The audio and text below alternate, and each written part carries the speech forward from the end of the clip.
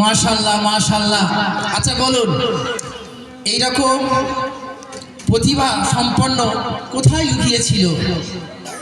আমাদের গ্রামে লুকিয়েছিল, প্রত্যেকটা ঘরেই লুকিয়ে আছে। প্রত্যেকটা বাচ্চার মধ্যে কিছু না কিছু প্রতিভা রয়েছে, কিন্তু আমরা জানি না। আমাদের এই দিনিয়াত মুনাজ্জাম মাকতাব এর টার্গেট হলো যে বাচ্চার যে প্রতিভা আছে সেই প্রতিভাটাকে তুলে ধরা।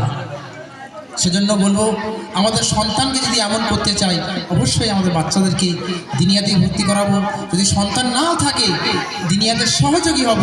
এত বড় একটা প্রতিষ্ঠান, এত বড় প্রতিষ্ঠানের কারিগর, আল্লাহ শুকর, সেই মুনাজ্জাম মাকতাবে আমাদের বাচ্চা যদি মারুম হয়ে যায়, আমাদের বাচ্চা যদি সেই মুনাজ্জাম মাকতাবে না পড়ে, আমার থেকে দুর্ভাগ্য আর কে হতে পারে? ইসলাম তো শুধু কোরআন শেখার নাম নয়, এটা একটা অংশ।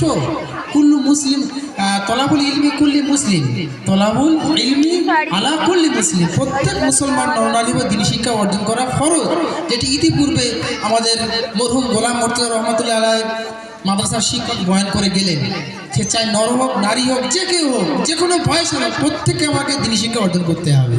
তার মধ্যে একটা অংশ কোরআন আরও শিখতে হবে। চলতে ফিরতে যে সমস্ত ইলম আমাদের প্রয়োজন, সেগুলো আমাদেরকে শিখতে হবে, যেটা আমাদের আল্লাহ রসুল বলেছেন। সেজন্য দিনিয়াত মুনাজ্জাম মাকতাব ওই তলাবুল ইলম, অর্থাৎ যে মৌলিক জ্ঞান অর্জন না করলে কাল কিয়ামতের দিনে পাকড়া হবো, সেটা আমরা শেখাই, শুধুমাত্র কোরআন নয়। তো যাই হোক, এই ছোট্ট ক্ষুদ্র বক্তার বক্তব্য শুনে আমাদের সম্মানীয় মেহমান, আমার আপনার পরিচিত মানুষ, এই টাকার প্রাক্তন ইমাম, আমরা সবাই জানি, সবাই ভালোবাসার মানুষ, হাফেজ আমল সাহেব উপস্থিত হয়েছেন এবং তার সাথে কিছু কথা বলবেন। ইনশাল্লাহ আমরা মন দিয়ে শুনবো, কিছু মন্তব্য করবেন। আসসালামু আলাইকুম রহমতুল্লাহ।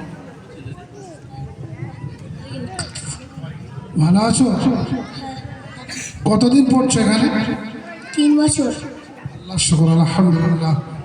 তোমার বক্তব্য যা সুন্দরভাবে উপস্থাপন করতে পেরেছো, আমি চাই যে আল্লাহ তোমাকে অনেক অনেক দূর পৌঁছে দেবে।